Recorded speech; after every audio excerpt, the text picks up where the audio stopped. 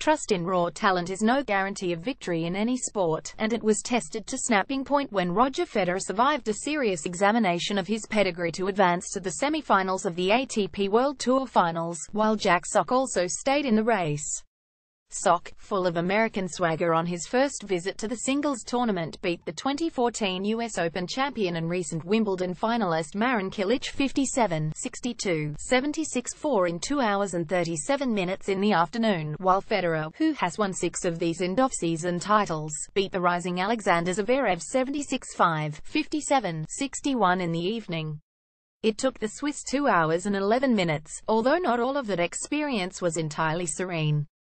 Federer plays Cilic on Thursday afternoon, clearly designed to ramp up daytime ticket sales in a tournament shredded by the absence of the injured Andy Murray, Novak Djokovic, Stan Wawrinka, Milos Raonic and Kei Nishikori, as well as the less-than-surprising departure of Rafael Nadal after limping to heroic defeat on one good knee against David Goffin on Monday, and Sock plays Zverev in the evening TV slot.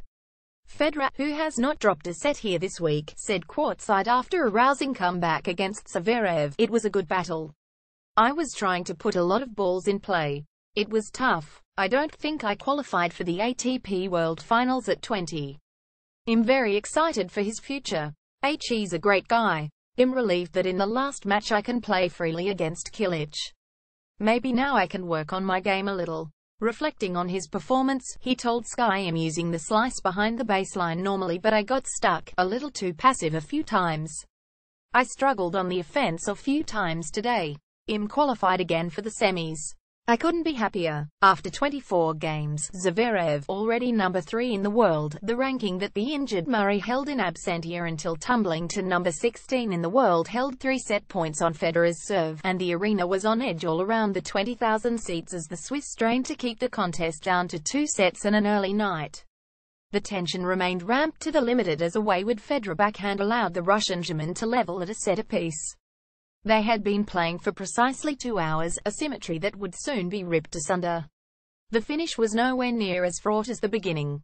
Federer had lost just 4 times in 53 matches this year, but only the Russian Evgeny Donskoy in the second round in Dubai in February, and Tommy Haas, at the first time of asking in Stuttgart in June, had beaten him from a set down. When Zverev blew a 400 lead with a lazy forehand to drop serve for 14 in the third, the game looked pretty much up. A double fault to hand Federer victory was more than symbolic. Zverev was tired, spent and well beaten. In a must-win match, Zverev has to defeat Sock on Thursday. "It won't be easy. That was a tough one, for sure." Sock, here for the first time in a singles, said after taking 2 hours and 37 minutes to beat Cilic 57-62, 76-4, the Croatian's 7th defeat in 8 matches here over the years. "It's been an interesting morning so far," he said.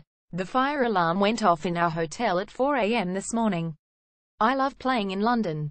You make me feel at home. My coach nicknamed me Showtime when I was young because I always love to play in front of people. There's always a lot going on. I don't even know what I'm doing sometimes."